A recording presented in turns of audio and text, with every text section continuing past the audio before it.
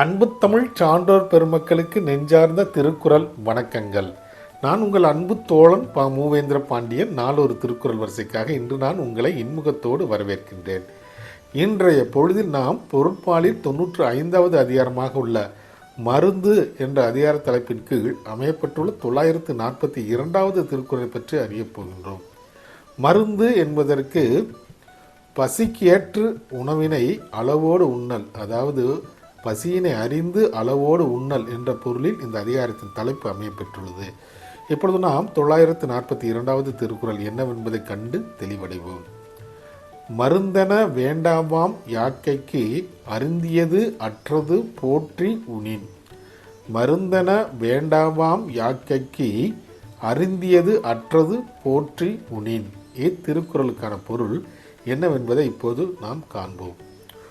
முன்பு உண்ட உணவு செரித்ததை அறிந்து மறு உணவு உண்பவருக்கு மருந்து என்ற ஒன்று தேவையாக இருக்காது என்பது இத்திருக்குறளுக்கான பொருளாகும்.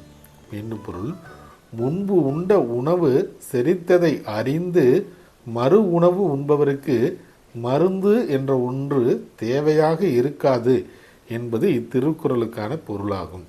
ஆம் தோழர்களே, நாமும் பசி அறிந்து அளவோடு உணவினை உண்டால் மருந்து என்ற ஒன்று நமக்கும் தேவையாக இருக்காது. நன்றி, வணக்கம்.